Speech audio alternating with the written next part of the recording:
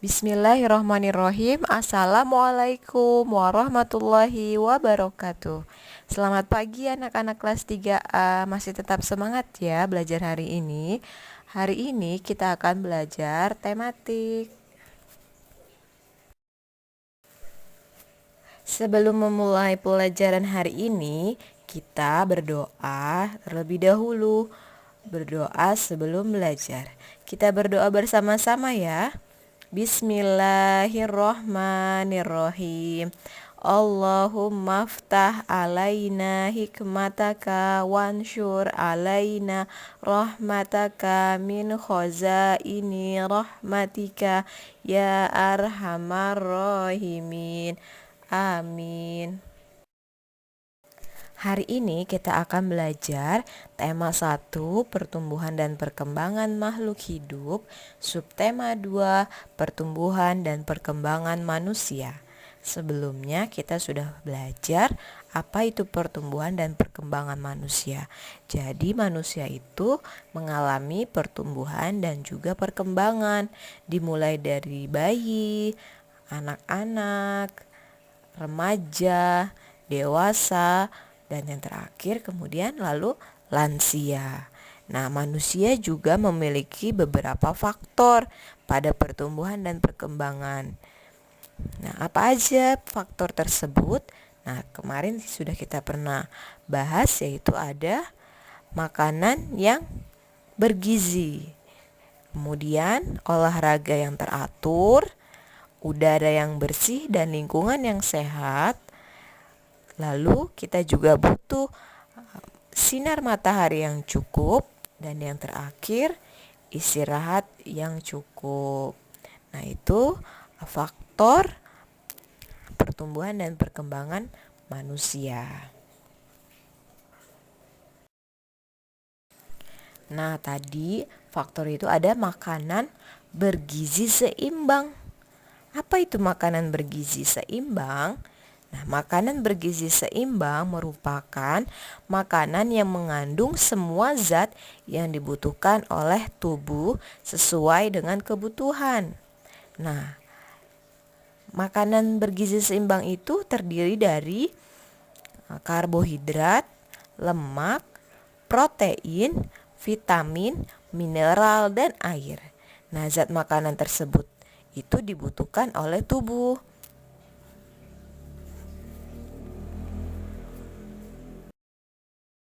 Nah, jadi makanan bergizi seimbang itu terdiri dari karbohidrat, protein, lemak, vitamin dan mineral, lalu yang terakhir itu air. Apa sih karbohidrat? Nah, karbohidrat merupakan sumber tenaga bagi tubuh. Nah, jenis makanan yang banyak mengandung karbohidrat itu terdapat pada tumbuhan biji-bijian dan umbi-umbian, seperti padi, jagung, sagu, umbi-umbian. Nah, makanan yang mengandung karbohidrat biasanya dijadikan sebagai makanan pokok. Nah, lalu yang kedua itu ada protein. Nah, protein tersebut secara khusus berperan dalam proses pertumbuhan. Nah, protein juga dibutuhkan untuk memperbaiki bagian tubuh yang rusak. Nah, protein bisa kita temukan dalam berbagai jenis makanan seperti daging, ikan, telur, kelapa, susu, dan kacang-kacangan. Lalu yang ketiga itu ada lemak. Nah, lemak juga berperan sebagai sumber energi. Nah, selain sebagai sumber energi, lemak diperlukan untuk tubuh itu mempertahankan suhu tubuh agar tetap hangat. Lemak terbagi menjadi lemak jenuh dan lemak tak jenuh. Lemak jenuh banyak terdapat pada makanan yang berasal dari hewan seperti daging dan mentega. Nah, kalau lemak tak jenuh banyak terdapat pada makanan yang berasal dari tumbuhan seperti sayur mayur, minyak goreng, dan kelapa. Lalu yang keempat itu vitamin dan mineral, merupakan kebutuhan yang sangat penting bagi seluruh makhluk hidup. Vitamin dan mineral bermanfaat untuk menjaga daya tahan dan kesehatan tubuh. Nah, vitamin terdapat hampir pada semua makanan. Misalnya, vitamin A untuk menjaga kesehatan mata terdapat pada wortel. Vitamin C untuk menjaga kesehatan gusi dan pembuluh darah serta mencegah flu terdapat pada buah jeruk. Lalu ada vitamin D untuk membantu penyerapan kalsium pada sistem pencernaan terdapat pada susu.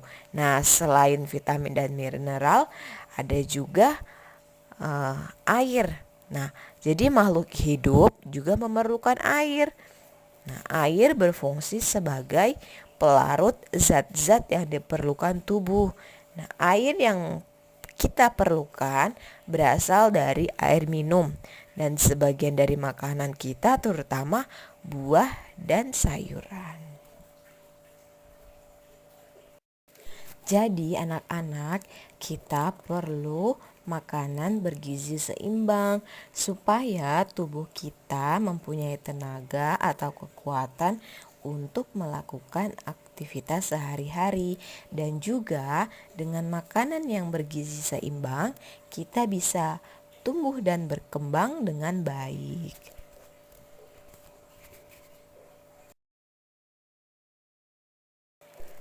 Sila Pancasila. Ada yang masih ingat anak-anak bunyi sila Pancasila? Ya, sila Pancasila itu ada 5. Yang pertama, ketuhanan yang Maha Esa. Simbolnya apa? Ya betul, simbolnya bintang. Nah, pengamalan sila Pancasila pertama apa? Ada yang masih ingat? Ya betul, yaitu kita bersyukur kepada Tuhan atas anugerahnya. Lalu apalagi? Yaitu berdoa sebelum dan sesudah belajar. Kemudian menjaga kebersihan dengan mencuci tangan sebelum makan. Tidak mencela makanan yang dihidangkan. Lalu menghabiskan makanan yang diambil. Merapikan meja makan, membantu ibu mencuci piring, lalu kemudian menghormati teman yang mau beribadah, saling menghargai perbedaan agama. Jadi itu pengamalan sila pertama. Lalu bunyi sila kedua apa? Kemanusiaan yang adil dan beradab. Simbolnya? Ya, simbolnya rantai. Nah, lalu kalau pengamalan sila keduanya apa? Ada yang masih ingat? Iya, jadi pengamalan sila kedua Pancasila yaitu menemani adik belajar, berbagi bekal makanan kepada teman, tidak bersikap sombong, membantu ayah dan ibu mengerjakan pekerjaan rumah, dan yang terakhir menghargai perbedaan dengan teman. Jadi itu pengamalan sila Pancasila yang kedua. Demikianlah pembelajaran kita hari ini tentang pertumbuhan dan perkembangan manusia. Jadi manusia itu perlu makanan bergizi seimbang, seperti karbohidrat, protein, lemak, vitamin dan mineral, dan yang terakhir juga ada air. Nah, lalu pengamalan sila pertama dan sila kedua. Nah, jadi kalau misalkan untuk sila kedua, kita saling menghargai perbedaan pendapat. Nah, kita sudah bahas kalau misalkan temannya mau liburan ke Bali. Nah, tapi temannya mau liburannya ke Yogyakarta. Nah, kita harus saling menghargai perbedaan pendapat. Selain itu juga kita bisa menghargai perbedaan makanan kesukaan teman.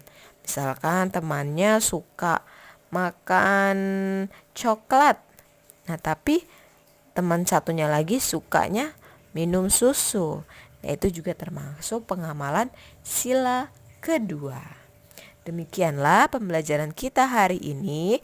Sebelum kita tutup, kita berdoa sesudah belajar. Kita berdoa bersama-sama ya. Bismillahirrohmanirrohim. Rabbana fa'na bima alamtana allazi yanfa'una wazidna ilman walhamdulillah ala kulli hal.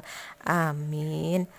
Demikianlah pembelajaran kita hari ini. Selamat mengerjakan tugas dan jangan lupa tetap semangat dan jaga kesehatan. Wassalamualaikum warahmatullahi wabarakatuh.